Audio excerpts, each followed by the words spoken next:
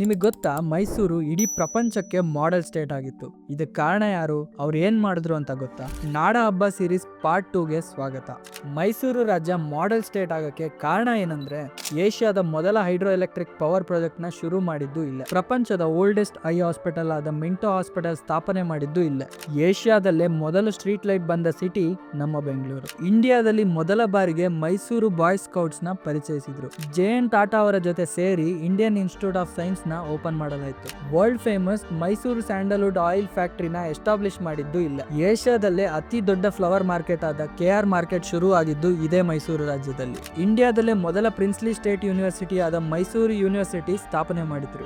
ಬಡವರಿಗೆ ಉಪಯೋಗ ಆಗ್ಲಿ ಅಂತ ವಿಕ್ಟೋರಿಯಾ ಹಾಸ್ಪಿಟಲ್ ಮತ್ತು ಕೃಷ್ಣರಾಜೇಂದ್ರ ಹಾಸ್ಪಿಟಲ್ ನ ಶುರು ಮಾಡಿದ್ರು. ಇದೆಲ್ಲ ಮಾಡಿದ್ದು Nalvadi Krishnaraja Wodeyar, the maker of modern Mysuru. ಇವರ ಕೆಲಸ ನೋಡಿ ಮಹಾತ್ಮ ಗಾಂಧಿ ಅವರು ರಾಜಶ್ರೀ ಅಂತ ಬಿರುದು ಕೊಟ್ರು. ಇಷ್ಟೆಲ್ಲ ಕೆಲಸ ಮಾಡಿದ್ದು ಇವರೊಬ್ಬರೇ ಅಂದ್ರೆ ನಂಬಕ್ ಆಗಲ್ಲ ಅಲ್ವಾ? ಮೈಸೂರು ರಾಜರೇ ಹಾಗೆ, ಅವ್ರನ್ನ ಹೊಗಳಕ್ಕೆ 100 ಕಾರಣ. ನಾಡ ಹಬ್ಬ ಸ್ಪೆಷಲ್ ಸೀರೀಸ್ ನ ಮಿಸ್ ಮಾಡ್ಕೋಬಾರ್ದು ಅಂದ್ರೆ ನಮ್ಮ ಪೇಜ್ ನ ಈಗಲೇ ಫಾಲೋ ಮಾಡಿ.